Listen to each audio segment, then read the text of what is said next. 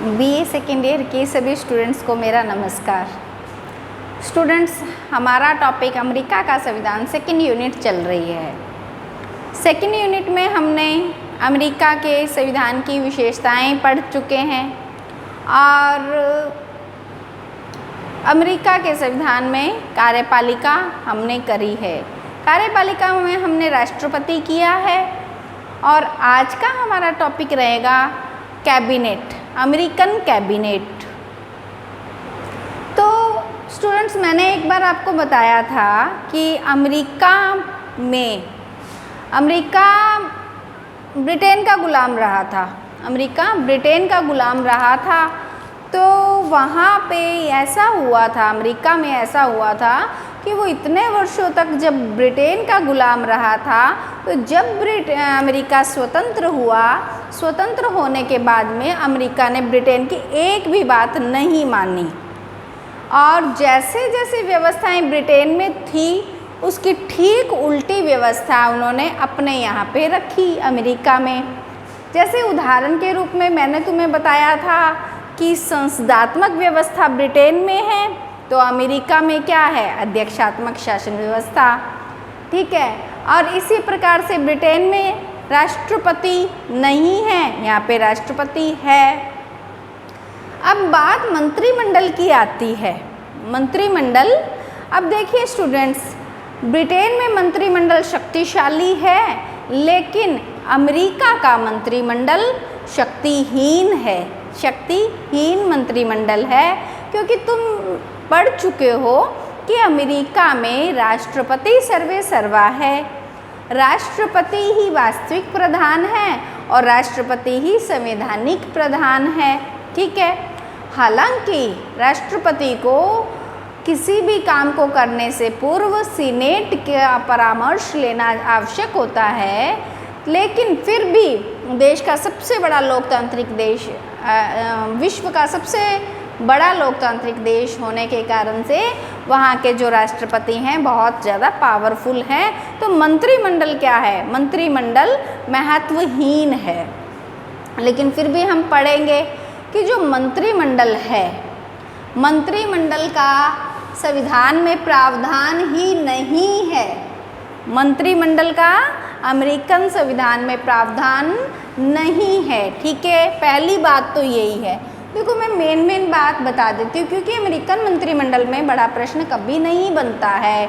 शक्ति पृथक्करण अमेरिका का पूछ लिया जाता है, न्यायिक पुनरावलोकन पूछ लिया जाता है, अमेरिका का राष्ट्रपति पूछ लिया जाता है, अमेरिका के संविधान की विशेषताएं पूछ ली जाती है, लेकिन मंत्रिमंडल के बारे में शॉर्ट नोट आ सकता है। तो वो मैंने मेन बातें तुम्हें बता दी है और अभी बता रही हूँ। तो जो उपराष्ट्रपति होते हैं, उपराष्ट्रपति के अतिरिक्त 13 मंत्री और होते हैं, 13 मंत्री और होते हैं। सबसे पहले बात तो हमने करी कि अमेरिका के संविधान में कहीं मंत्रिमंडल शब्द का उल्लेख नहीं है। ठीक है, उसके बाद में हमने देखा कि जो उपराष्ट्रपति होता है, उपराष्ट्रपति के अलावा 13 मंत्री होते हैं। ठीक है स्टूडेंट, यहाँ पे 13 मंत्री होते हैं। फिर एक बात और है स्टूडेंट, जैसे अपने यहाँ पे मंत्रियों को मंत्री बोलते हैं, मिनिस्टर्स बोलते हैं, वहाँ पे मंत्री को मिनिस्टर नहीं बोलते बल्कि सचिव बोलते हैं, सचिव, सेक्रेटरीज बोलते हैं। वहाँ पे मंत्री क्या कहलाते हैं, सचिव कहलाते हैं। ठीक है, और इसके अलावा एक और बात है कि जो न्याय विभाग है, न्याय मंत्रालय है, न्याय मंत्रालय का जो सचिव है, या सचिव कौन होते हैं, मंत्री।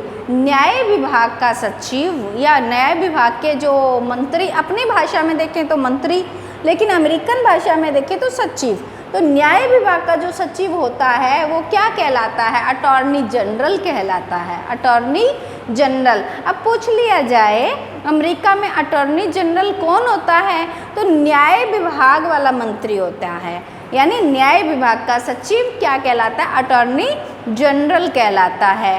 तो ऐसे ही विदेशी जो मंत्री होते हैं या विदेश सचिव हैं वो क्या कहलाते हैं, वो विदेश सचिव। न्याय विभाग का मंत्री क्या कहलाता है, अटॉर्नी जनरल। ठीक है, लेकिन विदेश सचिव क्या कहलाते हैं, विदेश मंत्री। यहाँ पे देखिए वहाँ पे विदेश मंत्री को क्या कहते हैं? सचिव। और विदेश सचिव क्या कहलाते हैं? राज्य सचिव कहलाते हैं, स्टेट सचिव कहलाते हैं, स्टेट सेक्रेटरी कहलाते हैं। ठीक है, ये जो मेन बातें हैं वो मैं तुम्हें बता रही हूँ कि क्या क्या होता है। उपराष्ट्रपति सहित 13 मंत्री होते हैं और यहाँ पे कैबिनेट का कहीं पे भी उल्लेख है भी नहीं। और मिनिस्टर जो होते हैं उनको क्या कहते हैं? सचिव कहते हैं। और वहाँ के जो न्यायाधिकारी होते हैं, न्याय मंत्री है या न्याय सचिव है, उसको अटॉर्नी जनरल कहते हैं। और जो विदेशी मंत्री है, विदेश मंत्री है, उसको राज्य सचिव कहते हैं, स्टेट सेक्रेटरी कहते हैं। और क्या होता है? देखिए, मंत्री जो है राष्ट्रपति द्वारा मनोनीत होता है। ध्यान रखना है कि मंत्री राष्ट्रपति द्वारा मनोनीत तो होता है, लेकिन क्या होता है, वह राष्ट्रपति मनोनीत अकेला नहीं करता है। जो अपने सीनेट है, सीनेट के परामर्श द्वारा पुष्टि करता है, सीनेट से पुष्टि करता है। तो मंत्री कैसे बनते हैं? राष्ट्रपति द्वारा मनोनीत होता है, लेकिन सीनेट के द्वारा पुष्टि होती है। तो मनोनीत तो है, लेकिन किसके द्वारा है? राष्ट्रपति द्वारा है, लेकिन पुष्टि कौन करता है? सीनेट करता है। ये बातें मुख्य है जो तुम्हें ध्यान में रखनी है। फिर आता है एक बात जो ये जाहिर करती है, जो ये स्पष्ट करती है कि अमेरिका में मंत्रिमंडल शक्तिहीन है। तो एक कोटेशन है कि जब राष्ट्रपति मीटिंग में बैठता है, राष्ट्रपति अपनी मीटिंग में बैठता है तो अपनी आंखें खुली नहीं रख सकता, है ना। तो आंखें खुली रखना उसके लिए बहुत ही ज़्यादा मुश्किल है, कठिन काम है। देखिए ये कोटेशन है, राष्ट्रपति के लिए सबसे कठिन कार्य है, राष्ट्रपति के लिए सबसे कठिन कार्य है कैबिनेट की मीटिंग में आंखें खुली रखना। आंखें खुली रखना अर्थात वो जो कह देता है वही होता है, ना कि कैबिनेट का कुछ भी वो ध्यान में रखकर, आंखें खुली रखकर, ध्यान रख के नहीं, बल्कि क्या है, वह अपने हिसाब से सब कुछ करता है।